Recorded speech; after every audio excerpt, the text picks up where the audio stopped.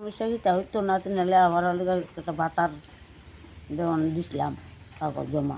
কবে দিছিলেন? ও 1 বছর হয়ে গেছে গা। আচ্ছা। পুরা মারা গেছে বলে দিছি। হ্যাঁ। ওইটা তো কোনো বাতার হয়েছে না। অনেকে না তিনালে আবার আমি কি আর নিজে কাম করে করাইতাম, বউর শরীর পালা না। অনেক সরকার তো ওইটা আমার দিল না নাতিনের।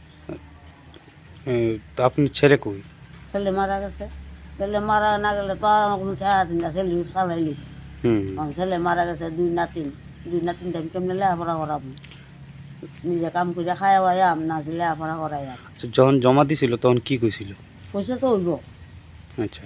অন তো কই কিছু হইছে না। মানে কি কারণে মানে ওইসে না এটা মানে জানেন এটা না? তো জানি না, এটা তো আর আমরা বুঝতারি না। তো এখন আপনার সংসার কিভাবে চলে? অনেক সংসার কি হয়তো আমি 2000 টাকা ভাতা পাই, এটা দিয়ে চালাই, যেমনি হাগ হোক লোক এটা দিয়ে চালাই। তো আপনার ছেলের বউ এখন কি করে?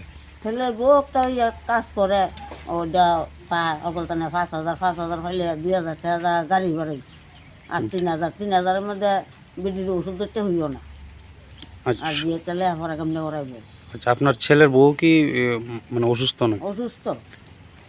এই বিডিও কোনো সুস্থ না, বিডি সুস্থ হইতো একটা কাম করে চালাইতো সংসার। এই বিডিও তো সুস্থ না। আচ্ছা, মানে আপনার নাতিন কি স্কুলে পড়াশোনা করে? হ্যাঁ হ্যাঁ, তুমি তো স্কুলে পড়ে। আচ্ছা। তো ছোট নাতিনের লেগে কি এটা জমা হ্যাঁ দিছে? হ্যাঁ, ছোট নাতিনের লেগে। তো এখন কি কইবেন, মানে কি চান এখন? ওখানে সাইড নাতিনের এটা বললে তো নাতিনের লেখাপড়া আমি দূর চালাইতে যাই, নাতিনটা পড়াইতাম। আচ্ছা, আচ্ছা। নাতিনটা না পড়াইলে তো আর হইতো না, পড়ান তো লাগবে। আপনার ছেলের নাম কি আছিল? পরেশ বিশ্বাস। আচ্ছা, আপনার নাম? রুলন বিশ্বাস। এই এলাকাটার নাম কি? এটা কাঞ্চনমালা এলাকা যাবে। ওয়ার্ড নাম্বারটা কত এটা? আমরা ওয়ার্ড নাম্বার 3। 3 নম্বর।